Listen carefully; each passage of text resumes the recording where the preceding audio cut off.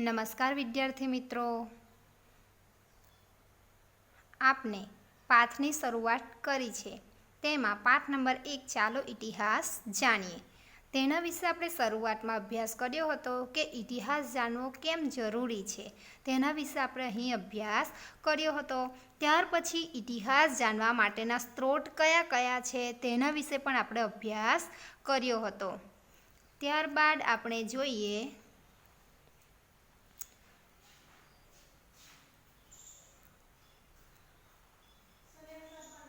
આજે આપણે જોવાનું છે ભૂમિનું નામ.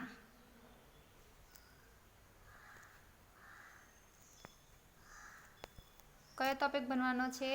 ભૂમિનું નામ. આપણે આપણા દેશને બે નામોથી ઓળખીએ છીએ. ભૂમિ એટલે કે દેશ. આપણે જે દેશમાં રહીએ છીએ તે આપણે કયા કયા નામે ઓળખીએ છીએ તેની અહીંયા ચર્ચા કરવામાં આવી છે. આપણે આપણા દેશને બે નામોથી ઓળખીએ છીએ. કયા કયા? તો કે ઇન્ડિયા અને ભારત. કયા બે નામ છે? ઇન્ડિયા અને ભારત. ઇન્ડિયા શબ્દ ઇન્ડિઝ પરથી ઉતરી આવ્યો છે. હવે ખાસ ધ્યાન રાખવાનું છે કે ઇન્ડિયા શબ્દ ક્યાંથી ઉતરી આવ્યો છે? ઇન્ડિઝ પરથી ઉતરી આવેલો છે, જેને સંસ્કૃત ભાષામાં સિંધુ કહેવાય છે. ઇન્ડિઝ શબ્દનો સંસ્કૃત ભાષામાં શું અર્થ થાય છે? સિંધુ. શું અર્થ થાય છે? સિંધુ. ખાસ યાદ રાખવાનું છે. ભારતની જે ભૂમિ છે તે બે નામે ઓળખાય છે. એક તો ઇન્ડિયા અને બીજું ભારત. ઇન્ડિયા શબ્દ જે છે તે ઇન્ડિઝ પરથી ઉતરી આવ્યો છે અને તેનો સંસ્કૃતમાં અર્થ શું થાય છે? તો સિંધુ કહેવાય છે. પ્રાચીન ઈરાન અને ગ્રીસના લોકો સિંધુ નદીથી પરિચિત હતા. પ્રાચીન ઈરાન એટલે કે વર્ષો પહેલાં ઈરાન અને ગ્રીસ નામના જે દેશ છે તે લોકો સિંધુ નદીથી પરિચિત હતા. તેઓ આજથી 2500 વર્ષ પહેલાં તે દેશના સંપર્કમાં આવ્યા હતા. કેટલા વર્ષ પહેલાં? 2500 વર્ષ પહેલાં તે પ્રદેશોના સંપર્કમાં આવ્યા હતા. સિંધુ નદીનો જે વિસ્તાર છે તેના વિશેનો પરિચય તેમણે આશરે કેટલા વર્ષો પહેલાં મેળવ્યો હતો? 2500 વર્ષ પહેલાં સંપર્કમાં આવ્યા હતા. ઈરાનીઓ સિંધુ નદીને હિન્ડોસ અને ગ્રીસના લોકો ઇન્ડિસ કહેતા. અહીંયા ખાસ ધ્યાન રાખવાનું છે.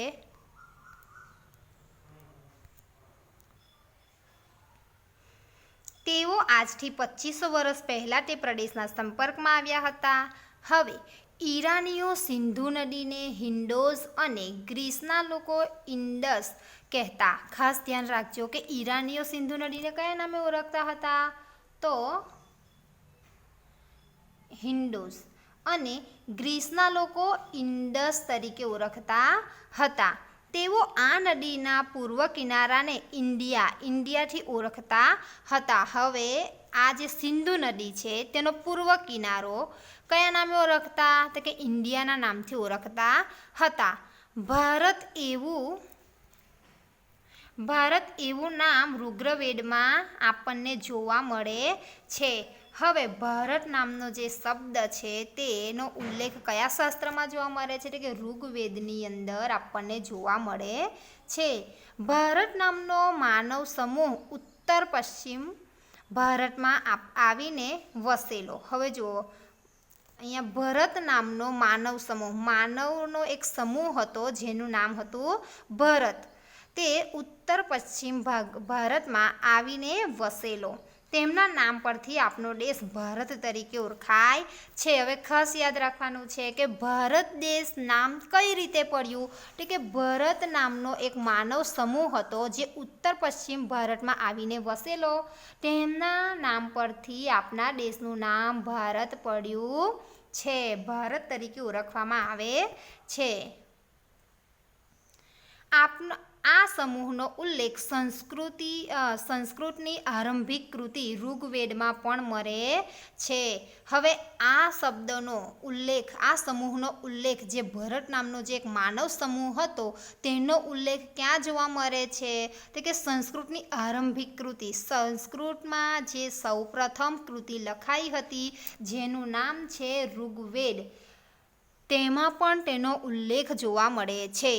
આ પરથી અહીંયા કહી શકાય કે સૌથી જૂનો ગ્રંથ કયો છે? સૌથી જૂનો વેદ કયો છે? તો ઋગ્વેદ છે.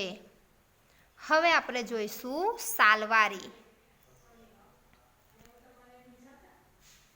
સાલવારી એટલે કે વર્ષ દરમિયાન આપણે જે વર્ષોને ઓળખીએ છીએ તે અહીંયા સાલવારી તરીકે ઓળખાય છે. ઇતિહાસના સમયનું ખૂબ જ મહત્ત્વ છે.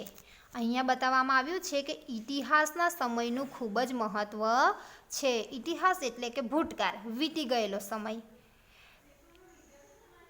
ઘટનાઓ સમય અને સ્થાનની સાથે જ લખી શકાય. હવે જે ઘટનાઓ બની ગઈ છે તેનો જો આપણે કોઈ જગ્યા પર ઉલ્લેખ કરવો હોય તો સમય અને સ્થાનની સાથે લખી શકાય. અહીંયા શું બતાવવામાં આવ્યું છે કે જો તમે કોઈ ઘટના રજૂ કરવા માંગતા હોવ તો તે કયા સ્થાને બની છે અને કયા સમયે બની છે તેનો ખાસ ઉલ્લેખ કરવો જરૂરી છે. આપણે સમયને તારીખ, માસ અને વર્ષ સાથે સાંકળીને સમજીએ છીએ. આપણે કોઈ પણ વસ્તુની માહિતી લખવી હોય તો સમય, તારીખ, માસ અને વર્ષને સાંકળીને લખીએ છીએ. જેમ કે 20 જુલાઈ 2018 શુક્રવાર. શું બતાવ્યું છે? જો અહીંયા કેવી તારીખ આપી છે? 20 જુલાઈ 2018 શુક્રવાર. આ પ્રમાણે સમયની ગોઠવણી ઈસુ ખ્રિસ્તના જન્મ સાથે સંકળાયેલ છે. આ પ્રકારની જે તારીખ લખેલી છે તે ક્યારથી શરૂઆત થઈ છે અને કોની સાથે સંકળાયેલી છે? તો કે ઈસુ ખ્રિસ્તના જન્મ સાથે સંકળાયેલી છે. ખ્રિસ્તી ધર્મના સ્થાપક ઈસુ ખ્રિસ્તના જન્મને દુનિયામાં કાળગણના સાથે જોડવામાં આવ્યો છે. હવે કાળની ગણના ક્યારથી થવા લાગી? તે ઈસુ ખ્રિસ્તના જન્મ દરમિયાન જ્યારે ઈસુ ખ્રિસ્તનો જન્મ થયો ત્યારથી તે કાળગણના સાથે જોડાયેલું છે. હવે ખ્રિસ્તી ધર્મની સ્થાપના કોણે કરી? તો અહીંયા આપે છે કે ખ્રિસ્તી ધર્મના સ્થાપક ઈસુ ખ્રિસ્ત. તો ઈસુ ખ્રિસ્તનો જ્યારે જન્મ થયો ત્યારથી આ કાળગણનાનો કાળ શરૂ થયો છે. આપણે ઈસવીસન એમ કહીએ.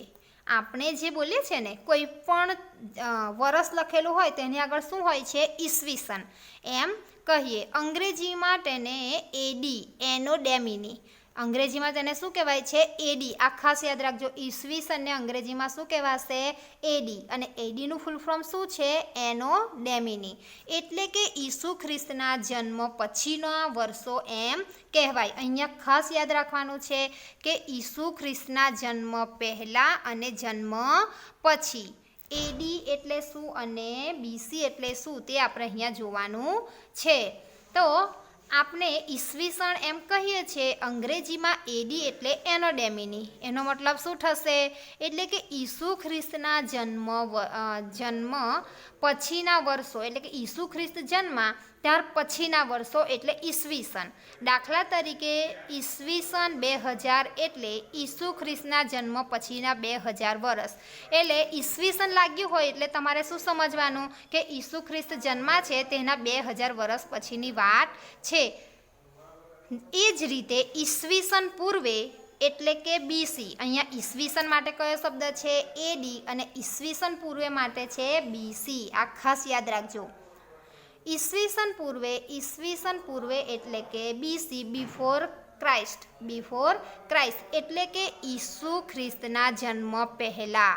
ઉદાહરણ તરીકે ઈસવીસન પૂર્વે 2000 એટલે કે ઈસુ ખ્રિસ્તના જન્મ પહેલા 2000 વર્ષ. સમજાયું તમને અહીંયા? શું છે કે ઈસવીસન લખેલું હોય એટલે તમારે સમજવાનું કે ઈસુ ખ્રિસ્તનો જન્મ થયો હતો ત્યાર પછીના 2 વર્ષ પછીની વાત છે. જ્યારે ઈસવીસન પૂર્વે લખેલું હોય તો એ સાલના 2 વર્ષો પહેલાંની વાત છે. એટલે તમારે ખાસ અહીંયા ધ્યાન રાખવાનું છે. ઈસુ ખ્રિસ્તના જન્મ પછી એટલે કે એડી, અને એડી એટલે એનો ડેમિની. ઈસુ ખ્રિસ્તના જન્મ પછી ઈસવીસન પૂર્વે એટલે બીસી, બિફોર ક્રાઇસ્ટ. આ ખાસ ધ્યાનમાં રાખવાનું છે. અહીંયા એક ચાર્ટ આપેલો છે. ચાર્ટમાં તમને બતાવે છે કે ઈસુ ખ્રિસ્તનો જન્મ. અહીંયા શું બતાવેલું છે? ઈસુ ખ્રિસ્તનો જન્મ. હવે અહીંયા છે ઈસવીસન પૂર્વે એટલે કે પહેલાં, અને ઈસવીસન એટલે કે પછી. અહીંયા જુઓ કે અહીંયા પહેલી સદી આપી છે એટલે અહીંયા જો ઈસુ ખ્રિસ્તનો જન્મ થયો હોય તો એના પહેલાં પૂર્વે એટલે કે એમના જન્મ પહેલાંની સદીનો ઉલ્લેખ થયેલો છે, અને અહીંયા ઈસુ ખ્રિસ્તના જન્મ પછી એડી એટલે કે એમના જન્મ પછીની વાત થઈ છે. હવે અહીંયા કેટલીક શબ્દની સમજૂતી આપી છે તે તમારે જોવાનું છે. ઇતિહાસમાં ઈસવીસન પૂર્વે અને ઈસવીસનને સમજાવતી સમયરેખા આપી હતી, જેને આપણે અહીંયા જોઈ છે. હવે ઘણીવાર સાલવારીને એડીને બદલે સીઈ અને બીસીને બદલે બીસીઈ તરીકે પણ લખવામાં આવે છે. અહીંયા શું આપેલું છે કે ઘણીવાર જે આ સાલવારી છે તેના માટે એડીના બદલે સીઈ અને બીસીના બદલે બીસીઈ પણ લખવામાં આવે છે. હવે સીઈ એટલે કે કોમન એરા, સામાન્ય કે સાધારણ યુગ. યાદ રાખજો, દરેકના ફૂલ ફોર્મ તમારા નોટમાં નોંધવાના છે. સીઈ એટલે કે કોમન એરા, બીસીઈ એટલે કે બિફોર કોમન એરા. સામાન્ય કે સાધારણ યુગ પૂર્વે.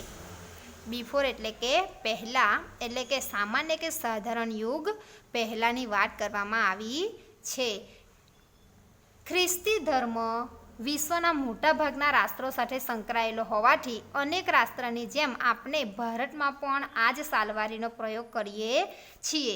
હવે ખ્રિસ્તી ધર્મ જે છે તે વિશ્વના અનેક દેશોમાં સંકળાયેલો ધર્મ છે, અને જેના કારણે આપણે ભારતમાં પણ તેને જ સાલવારી તરીકે પ્રયોગ કરીએ છીએ.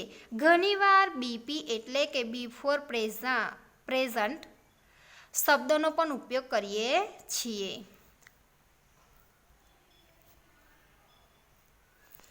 આટલું જાણો. બીસી એટલે બિફોર ક્રાઇસ્ટ, એડી એટલે એનો ડેમિની, એનો અને ડેમિની એવા 2 શબ્દ મૂળ ગ્રીક શબ્દ છે. અહીંયા ખાસ યાદ રાખવાનું છે, જે પણ શબ્દ અહીંયા બતાવવામાં આવ્યા છે તે કઈ ભાષા પરથી ઉતરી આવ્યા છે તે ખાસ યાદ રાખવાનું છે કે ગ્રીક શબ્દ છે એનો અને ડેમિની, જેનો અર્થ થાય છે in the year of God, ભગવાનના સમયનું વરસ થાય છે. અહીંયા ખાસ યાદ રાખજો, in the year of God, ભગવાનના સમયનું વરસ. દાખલા તરીકે એડી 2018 એટલે કે ઈસવીસન 2018 એડી છે. હવે બીસી હોત તો ઈસવીસન પૂર્વે 2018, ઈસુ ખ્રિસ્તના જન્મ પહેલાં અને ઈસુ ખ્રિસ્તના જન્મ પછી. હવે અહીંયા બીજા શબ્દની સમજૂતી આપી છે કે શિલાલેખ, પથ્થર પર કોતરેલો લેખ. અહીંયા ગાડી કેટલીક વ્યાખ્યાઓ પણ આપી છે જે આપણે અત્યાર સુધી ભણી ગયા. શિલાલેખ એટલે શું? તો કે પથ્થર પર કોતરીને લખાયેલો લેખ. બીજું છે ભોજપત્ર, ભુર્જ નામના વૃક્ષની પાતળી આંતરછાલ જેના પર પ્રાચીન સમયમાં ગ્રંથો લખાતા, એટલે કે ભોજપત્ર. હવે અહીંયા જે શબ્દની સમજૂતી આપી છે એ સિવાયના પણ કેટલાક શબ્દ અહીંયા છે જ, તેના વિશે આપણે ચર્ચા કરીશું. દાખલા તરીકે તામ્રપત્ર, પછી તાડપત્ર. તામ્રપત્ર એટલે શું? તો કે તાંબડાપત્ર એટલે કે તાંબાના પત્ર પર કોતરીને લખાયેલા લેખો, અને તાડપત્ર એટલે કે તાડના વૃક્ષના પર્ણ ઉપર લખીને જે લખાણો લખાતા હતા તેને તાડપત્ર કહેવાય છે. હવે અભિલેખો કે તાંબાના પત્રા પર કે પથ્થર ઉપર જે લેખો કોતરાવવામાં આવતા હતા તેને અભિલેખો કહેવાય છે, જેના વિશે આપણે ગયા પીરિયડમાં અભ્યાસ કર્યો. હવે છે ઇતિહાસ જાણવા અન્ય સ્ત્રોત જેવા કે અભિલેખો, ઇતિહાસકારો, પ્રવાસીઓ વિશે માહિતી તમારા શિક્ષકને પૂછો. અહીંયા તમને જે પણ કંઈક પ્રશ્ન હોય તે તમારે મને પ્રશ્ન પૂછવાનો છે. તો વિદ્યાર્થી મિત્રો, આપણો પાઠ અહીં સમાપ્ત થાય છે. તમને જે લેસન આપવામાં આવે તે તમારે તમારી નોટમાં નોંધવાનું છે. Thank you.